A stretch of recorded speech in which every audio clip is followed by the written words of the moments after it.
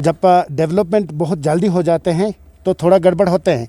तो हमें यूटी ही बहुत नज़दीक में मिले थे, तो बिज़नेस रूल्स काउंसिल का बनने में थोड़ा टाइम लगेगा, यूटी का ही बिज़नेस रूल बनाने में थोड़ा टाइम लगता है। और साथ में हमें ये महामारी जो कोविड-19 ने अटैक किया, तो उस बीच में सारा कुछ हमें फुलफ़िल नहीं हो पाया, तो पूरा डिफ़ाइन नहीं हो पा रहा है। आजकल पूरा बन रहा है कि यूटी का और काउंसिल का पूरा बिज़नेस रूल बनेगा तब, क्योंकि भारतीय जनता पार्टी का ही यूटी चल रहा है, तो हमारा लेह में फुल फ्लैश हमारा बीजेपी का काउंसिल चल रहा है और करगिल में भी हमारा कोलिजन चल रहा है। तो ये सब कुछ ठीक हो जाएगा और मेरे ख्याल से ये बिजनेस रूल बनने तक थोड़ा कन्फ्यूजन रहेगा, बाकी ठीक हो। अब चीज़ ये है, जो ये डिज़ास्टर मैनेजमेंट सिस्टम है वो कहीं 100 साल में एक बार आते हैं। इमरजेंसी जब कानून लागू हो जाते हैं तो एडमिनिस्ट्रेशन को या मजिस्ट्रेट को हम एक्टिव करना पड़ते हैं। तो बाकी जो लोकल बॉडीज़ है या एमएलए तक भी खास फंक्शन में नहीं रहते हैं, तो लोगों को जब लगते हैं कहीं हमारा लो तो नहीं हुआ, हमारा पावर कम तो नहीं हुआ, लेकिन ऐसा नहीं होगा। सारा काउंसिल का जो डिफाइंड अपना रूल्स है, और जैसे हम जम्मू कश्मीर से बाहर आए हैं तो सेंटर के साथ जैसे ही हम आए हैं उसको एम्पावर करके अपना पूरा बिजनेस रूल बनेगा, तो काउंसिल का अपना ही इंडिपेंडेंट काम करेगा। और यूटी अलग तरीके से, क्योंकि हम ले करगिल के दोनों के लिए, लद्दाख के लिए यूटी आए हैं, तो अपनी तरीके से काम करेगा।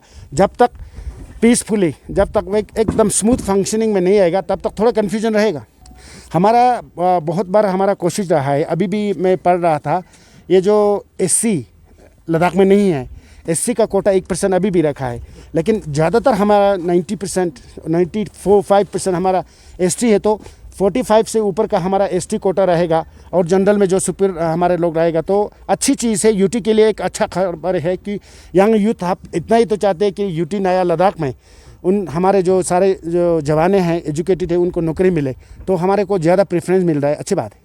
नहीं, पूरे देश से नहीं आएंगे। लद्दाख के यूटी को जैसे आपको बी ग्रेड तक के एम्प्लॉयमेंट का पावर पूरा हमने यूटी लद्दाख को दिए हैं, तो यूटी लद्दाख अपना वो जो रेगुलेशन बना रहे हैं, तो वो तो यूटी लद्दाख में ही कन्फाइन रहेगा। भारतीय जनता पार्टी का इशू नहीं था, पूरे कारगिल डिस्ट्रिक्ट का इशू था। आपको पता है ये मसला ऑनरेबल हमारा जो हेल्थ के एग्जीक्यूटिव काउंसिलर अली चंदन साहब से ये उठा था, उसके बाद हमें परमिशन प्रोवाइड नहीं हुआ। कल हमने फिर अप्लाई किया तो 2 दिन के लिए हमें परमिशन मिला।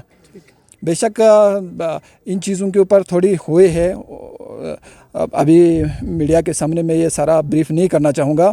और साथ ही साथ जो प्रोटोकॉल होता है ईसी का और एक काउंसलर का, उसका बखूबी आप साफ ज़ाहिर मीडिया में कल अभी आया, जो हमारे ऑनरेबल एग्जीक्यूटिव काउंसलर अली चंदन साहब के नाम से किस तरह का डीएम की तरफ से लेटर निकला। और कल लेह में भी एक वारदात हुआ, साथ ही एक हमारा नासिर ऑनरेबल नॉमिनेशन जो काउंसलर है, उसको बाज़ाब्ता उसके प्रोटोकॉल के तहत उसका बाज़ाब्ता वो सारा ख्याल रखते हुए ऑनरेबल नॉमिनेटेड काउंसलर, भले ही उसने कुछ भी गवर्नमेंट के अगेंस्ट बाइट किया होगा, लेकिन उसका बाज़ाब्ता ख्याल रखा गया है। लेकिन हम ये चाहते हैं कि लेह और कारगिल में हमारे एक ही कानून क्यों नहीं लागू होता है। ये बाज़ाब्ता पूरा एक इंडिया के कॉन्स्टिट्यूशनल पोस्ट पे है, किसी की मेहरबानी से यहाँ पे बैठा हुआ नहीं है। गवर्नमेंट ऑफ इंडिया ने पूरा कॉन्स्टिट्यूशन के तहत इनको अलग पावर दिया है।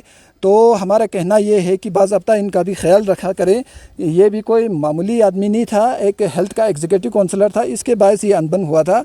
तो ऐसी बात नहीं है, बेबस की बात नहीं है। लेकिन मेन इसमें जो है अभी कोविड-19 को लेकर पूरा देश में इमरजेंसी की उस पर चल रहा है, तो उसको लेकर पब्लिक बहुत सारे सफ़र कर रहे हैं। यानी कि एडमिनिस्ट्रेशन प्रॉपर तरीके से पब्लिक का तक उनका ग्रीवेंस यानी कि पब्लिक का वो एडमिनिस्ट्रेशन तक नहीं पहुंच पा रहे हैं, और एडमिनिस्ट्रेशन पब्लिक का प्रॉपर तरीके से ये नहीं पहुंच पा रहे हैं। ये इसी मसले से हो रहा है। बाकी हमारे कोई कौंसल बेबस नहीं है, कौंसल बाज़ाब्ता एम्पावर होगा। ये हमारे मैनिफेस्टो में भी है, चाहे लेह का कौंसल हो चाहे कारगिल का कौंसल हो।